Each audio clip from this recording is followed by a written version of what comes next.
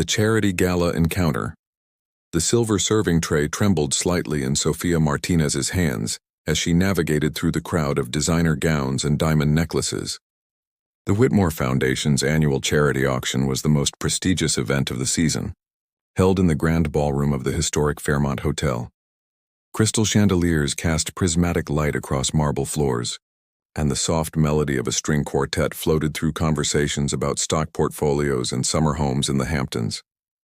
Sofia adjusted her black server's uniform, trying to ignore how the polyester fabric made her skin itch. 6 months ago, she would never have imagined herself here. Not as a guest, certainly, but especially not carrying champagne to people who spent more on a single painting than she'd make in 5 years. Her art studio had been foreclosed 3 months after the breakup. 3 months after Marcus had walked out, taking with him not just her heart but also the investor connections he'd promised would launch her career. "Excuse me, miss. We need more champagne at the auction display," a woman's voice called out, dripping with the kind of entitlement that came from never hearing the word no. Sofia turned carefully, balancing her tray, and her blood turned to ice. Standing before her in a midnight blue gown that probably cost more than Sofia's entire former apartment was Victoria Ashford, Marcus Blackwell's new fiancée. And beside her, looking like he'd stepped out of a magazine in his perfectly tailored tuxedo, stood Marcus himself. His green eyes widened with recognition, then crinkled with that familiar smirk she'd once found charming. Now it just looked cruel, Sofia. Marcus's voice held notes of surprise and something else. Amusement? Is that really you? Victoria looked between them, her perfectly sculpted eyebrows rising. "You know the help, darling. We were acquainted," Marcus said smoothly, his gaze traveling over Sofia's uniform with undisguised satisfaction. "Though I must say, Sofia, this is quite a change from your artistic aspirations. What happened to all those grand plans about changing the art world?" The words cut deeper than any knife. Sofia felt heat rising to her cheeks, that familiar burning sensation of inadequacy that Marcus had always been so good at triggering. Even when they were together, he'd had a way of making her feel like she was never quite enough. Not sophisticated enough, not connected enough, not practical enough. "I'm working," Sofia managed, her voice steady despite the tremor in her hands. "If you'll excuse me." "Oh, don't rush off," Marcus interrupted, clearly enjoying himself. "Victoria, darling, Sofia here used to be an artist. She had this charming little studio in Brooklyn, made these," he paused, pretending to search for the right word, "quaint little paintings. Abstract things, very amateur." Victoria's laugh tinkled like breaking glass. "How adorable. And now you're here serving drinks. Well, I suppose we all find our proper level eventually." Sofia wanted to disappear. She wanted to drop the tray and run from this glittering ballroom full of people who would never see her as anything more than the hired help. But she needed this job. The catering company was her only source of income now, the only thing keeping her from complete destitution. "Is there a problem here?" The voice was deep and commanding, cutting through the humiliation like a warm blade. Sofia turned to find a man she'd never seen before standing beside her. He was tall, with dark hair that held hints of silver at the temples and eyes the color of aged whiskey. His tuxedo was understated but impeccably cut, and he carried himself with a quiet authority that made Marcus straighten unconsciously. "No problem at all," Marcus said, but his tone had lost its smugness. "We were just greeting an old friend." The stranger's gaze shifted to Sofia, and she felt something unexpected. He was looking at her, really looking at her, not through her like she was invisible. "Are you all right?" he asked her directly, his voice gentle despite its commanding presence. Before Sofia could respond, the orchestra began playing a Viennese waltz. Couples moved toward the dance floor, and Marcus pulled Victoria closer, preparing to join them. But not before shooting Sofia one last condescending look that said everything. She was beneath him, forgotten, irrelevant. Something wild and desperate seized Sofia. Before her brain could stop her mouth, she turned to the stranger and whispered, "Would you dance with me? Please, my ex is watching and I just need one moment where I don't feel worthless." The words hung in the air between them. Sofia immediately wanted to take them back. This man was clearly important, probably a major donor or board member. She'd just made everything worse, embarrassed herself even more thoroughly than Marcus had managed to do. But then the stranger smiled, not mockingly but with genuine warmth and perhaps understanding. "It would be my honor," he said simply, taking the tray from her hands and setting it on a nearby table. "Though I should warn you, it's been a while since I've waltzed." He offered her his arm with old-fashioned gallantry, and Sophia took it in a daze, aware of the shocked stares following them onto the dance floor. The new beginning, Sophia's fingers trembled as she stood outside the towering glass building on Fifth Avenue. The business card in her hand read simply, "Alexander Rothschild, the Rothschild Foundation." After their dance, he'd quietly offered her a position as an art curator for his private collection. She'd spent 3 days convincing herself it was real, and now here she was, about to start a job she couldn't quite believe existed. The elevator whisked her to the 40th floor, opening into a reception area that took her breath away. Original paintings lined the walls. She recognized a Basquiat, a Kahlo, and was that a genuine Monet? A woman with silver hair and kind eyes greeted her. "You must be Sophia. I'm Helen, Mr. Rothschild's executive assistant. He's expecting you." Helen's smile was warm, genuine. "Between you and me, dear, he's been quite excited about your arrival. It's been ages since he's taken such personal interest in expanding the collection." Alexander's office was more like an art gallery than a workplace. Floor-to-ceiling windows offered a breathtaking view of Central Park. But it was the art that captured Sophia's attention. Pieces from every era, every style, arranged with a curator's eye for conversation and contrast. Beautiful, aren't they? Alexander stood from behind his desk, dressed in a charcoal suit that emphasized his broad shoulders. In the daylight, she could see threads of silver in his dark hair more clearly, and fine lines around his eyes that suggested he smiled often, though he wasn't smiling now. He looked nervous. "They're extraordinary," Sophia breathed, drawn to a small oil painting that seemed to glow with inner light. "Is this a Vermeer study?" Alexander's eyes lit up. "You have a good eye. It's one of only 3 known studies for girl with a pearl earring. How did you recognize it?" "The brushwork." Sophia moved closer, her trained eye catching details most would miss. The way he built up the light in layers, and here, in the shadow of her turban, you can see where he changed his mind about the composition. "In 5 minutes, you've noticed more than most experts who've examined it," Alexander said softly. "This is why I offered you the position, Sophia. Not out of pity or charity, but because when you looked at the paintings at the gala, even while serving champagne, you saw them." Really saw them. Over the following weeks, Sophia threw herself into the work. She cataloged Alexander's extensive collection, researched potential acquisitions, and began proposing new pieces that would complement what he already owned. Alexander was a thoughtful boss, always respectful, always maintaining professional boundaries. Yet sometimes she caught him watching her with an expression she couldn't quite read. It was at a gallery opening in Chelsea 6 weeks later that her new world collided with her old one. Sophia was representing the foundation, evaluating pieces for potential acquisition when she heard that familiar voice behind her. "Sophia? My God, you look different." Marcus stood there, a glass of red wine in his hand, his eyes traveling over her elegant navy dress, a gift from Helen who'd insisted she needed a proper wardrobe for gallery events. Victoria was nowhere to be seen. "Hello, Marcus," Sophia said coolly, proud of how steady her voice remained. "You're working for Rothschild now?" His tone held something she'd never heard before. Uncertainty, perhaps even regret. "Sophia, I heard about the foundation's new curator. I had no idea it was you. Why would you? You made it clear I was forgettable." Marcus stepped closer and she could smell his cologne, the same one she'd once loved. "I was wrong.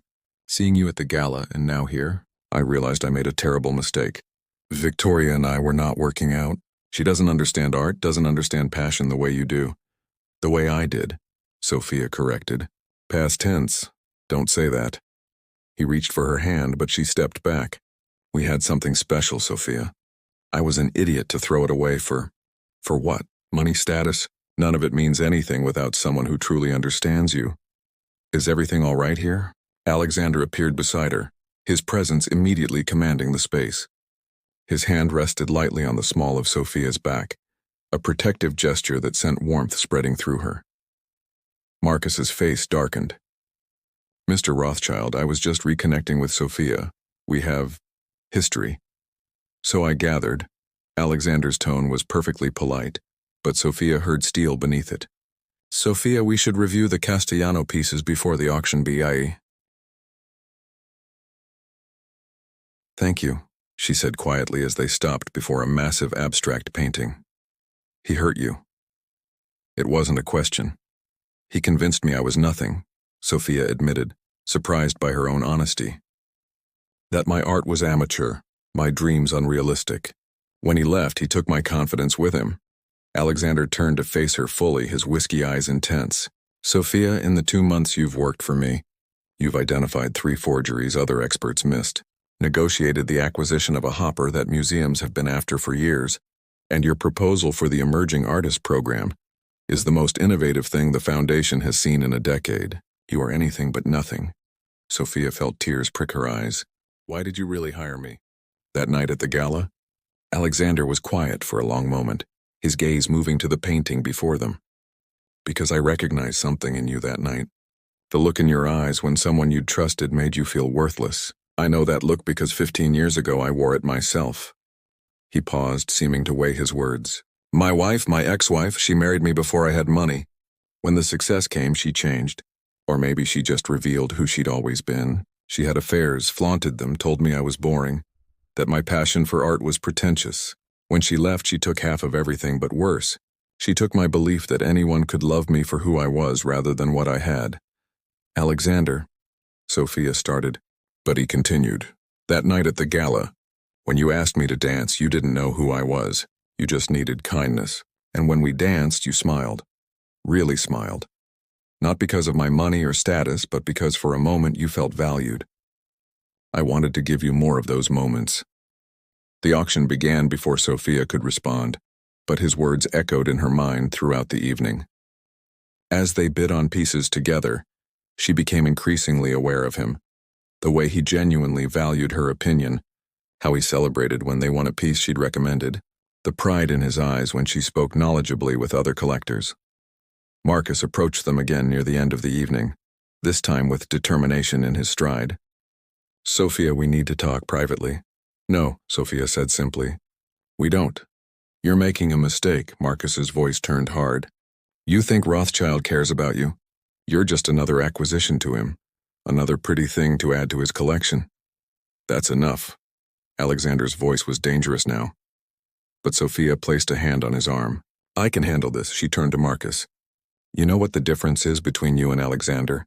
He sees value in me that has nothing to do with what I can do for him. You only saw what I could reflect back about you. I'm done being your mirror, Marcus. The final revelation, the Foundation's main gallery space buzzed with anticipation. Sophia stood in the center, directing the installation of pieces for her first major exhibition. Emerging Voices, the future of American art. 6 months had passed since that gallery confrontation with Marcus, and in that time Sophia had bloomed into the curator she'd always dreamed of becoming. The lighting on the Morrison piece needs to be warmer, she called out to the installation team. It's meant to evoke sunrise, not fluorescent office lights. You sound like a woman who knows what she wants, Alexander said from behind her, and she turned to find him watching her with that soft expression she'd been seeing more often lately. I learned from the best, she smiled, though you still haven't told me if you approve of my final selections. Sophia, this is your exhibition. Your vision. I trust you completely. The words warmed her more than they should have. Over the months, their relationship had evolved into something she couldn't quite define. Professional, yes, but threaded through with moments of such tenderness that she sometimes forgot to breathe. Late nights discussing art had turned into late dinners. Business trips had become adventures where they explored galleries and museums together, Alexander always insisting she lead the way. Her phone buzzed. Helen's name appeared on the screen. Sophia, dear, there's someone here insisting he needs to speak with you urgently. Marcus Blackwell? Sophia's stomach dropped. Tell him I'm not available. I tried. He says it's about the exhibition. He's claiming one of your artists plagiarized his work? What? Sophia looked at Alexander, who was already frowning. That's impossible. I vetted every piece personally. They found Marcus in the Foundation's lobby, looking disheveled in a way she'd never seen him. His usually perfect hair was mussed, his suit wrinkled. Sophia, he started forward, but Alexander stepped between them. State your business. Blackwell. Alexander's tone was arctic. Marcus's jaw clenched. Fine. You want to play it this way? One of the artists in Sophia's exhibition, Jamie Chen, stole designs from my portfolio. I have proof. If this exhibition opens tomorrow night with those pieces, I'll sue the foundation for copyright infringement. You don't have a creative bone in your body, Sophia said, stepping around Alexander. What designs could anyone possibly steal from you? Marcus pulled out his phone, showing images that made Sophia's blood run cold. They were similar to Jamie's work. Too similar. These are dated 2 years ago, Marcus said triumphantly. Before Chen ever started this series. I commissioned them from a designer who worked for me. I own the rights. You're lying, Sophia said, but doubt crept into her voice. If this was true, it would destroy the exhibition, Jamie's career, and her own reputation. I'll give you a choice, Marcus said, his old smugness returning. Pull the exhibition or I go public with this tonight. Every art blog, every critic will have the story before morning. Alexander pulled out his phone. Helen, get our legal team here immediately. And call Detective Morrison from the Fraud Division. Marcus's face paled. Fraud Division? This is a civil matter, is it? Alexander's smile was sharp. Because I had my security team do some digging when you showed up. Interesting thing about those images on your phone. The metadata shows they were created yesterday. You're attempting to commit fraud, extortion, and defamation. You can't prove that, can I? Alexander turned his phone toward Marcus. On the screen was security footage from Marcus's apartment building. This is you yesterday meeting with a graphic designer named Tony Risco. We have his full confession. You paid him $5,000 to create backdated designs matching Chen's work. Marcus stumbled backward. You had no right. I protect what's mine, Alexander said quietly, dangerously. And Sophia is... He paused, glancing at her. The foundation's curator is under my protection. This is about her, isn't it? Marcus laughed bitterly. You're in love with her. The great Alexander Rothschild falling for his employee. How cliché. Sophia's heart stopped. She looked at Alexander, whose face had gone carefully blank. I think you should leave, Alexander said quietly, before the police arrive. Marcus looked between them, then focused on Sophia. You think you've won? You think you matter to him? You're just another acquisition, Sophia. When he gets bored, he'll replace you with someone younger, prettier, more talented. Get out, Sophia said quietly. And Marcus, if you come near me or the foundation again, we'll press charges. After security escorted Marcus out, Sophia and Alexander stood in the sudden silence of the lobby. Her mind raced with Marcus's words. Was Alexander in love with her? Was she in love with him? Sophia, Alexander started, but she held up a hand. The exhibition opens tomorrow. We should focus on that. He nodded, something flickering in his eyes. Disappointment? Of course. The next evening, the gallery overflowed with critics, collectors, and art lovers. Sophia wore a deep emerald gown that Helen had insisted on. Her hair swept up to reveal the delicate column of her neck. She moved through the crowd with confidence, discussing the pieces, the artist's visions, her own curatorial choices. You've outdone yourself, Diane Richardson, the Times art critic told her. This is the freshest exhibition I've seen in years. The foundation is lucky to have you. As the evening wound down, Sophia found herself on the gallery's terrace, looking out at the city lights. The exhibition was a success. Everything she'd worked for was coming true. So why did she feel so empty? Hiding from your own triumph? Alexander joined her, 2 glasses of champagne in his hands. Processing, she admitted, accepting a glass. 6 months ago, I was serving champagne. Now you're exactly where you belong. He was quiet for a moment. Sophia, what Marcus said yesterday, was he right? The question escaped before she could stop it. Are you in love with me? Alexander set down his champagne and turned to face her fully. In the moonlight, his face was both vulnerable and determined. Yes, he said simply. I have been for months, maybe since that first dance, but I never wanted you to feel obligated. Never wanted to be another man using his power to... Sophia kissed him.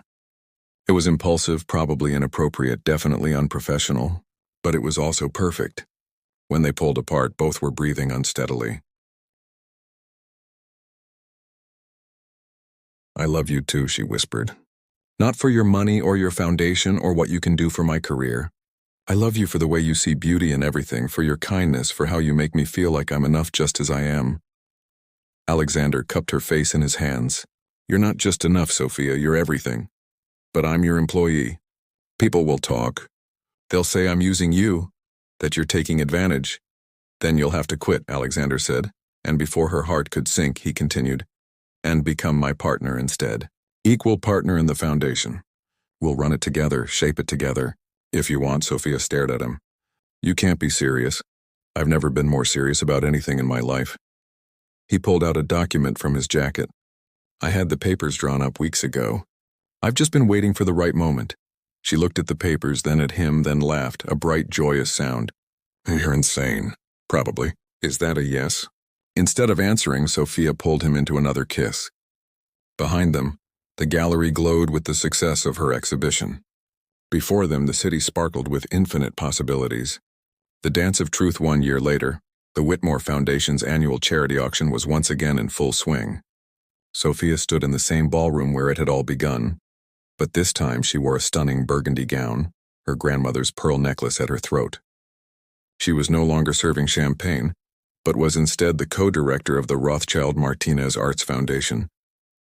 You're thinking about that night, Alexander said, appearing beside her with 2 champagne flutes. How could I not? She smiled, accepting the glass.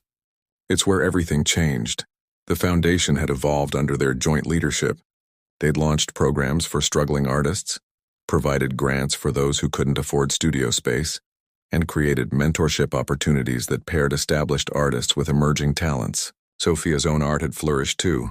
Her latest exhibition had sold out in 3 days. Mrs. Rothschild-Martinez, a familiar voice said behind them. They turned to find Victoria Ashford, Marcus's former fiancée, standing alone in a silver gown. I owe you an apology. Sophia tensed, but Victoria continued. Marcus is bankrupt. Has been for months. He was using my money to maintain his lifestyle, and when I found out, she shrugged elegantly. I wanted you to know that I'm sorry for that night, for how I treated you. Thank you, Sophia said simply. I hope you find happiness. Victoria smiled sadly and disappeared back into the crowd. Dance with me, Alexander said suddenly, setting down their glasses. Now. Now. He led her onto the dance floor as the orchestra began playing the same Viennese waltz from that first night. Do you remember what you said to me? When you asked me to dance? I asked if you would dance with me because my ex was watching. Sophia laughed, embarrassed at the memory. No, Alexander pulled her closer. You said you needed one moment where you didn't feel worthless. You gave me that same gift, Sophia. Every day with you, I remember my worth isn't in my bank account or my foundation. It's in how I love and how I'm loved. As they swayed together, Sophia saw Marcus enter the ballroom. He was working for the catering company now, carrying a tray of champagne. Their eyes met across the room. For a moment, time seemed to pause. Then Marcus nodded, a small gesture of acknowledgement, perhaps even respect, before continuing his rounds. He's here, Sophia told Alexander. I know. He applied for the job last month. I made sure he got it.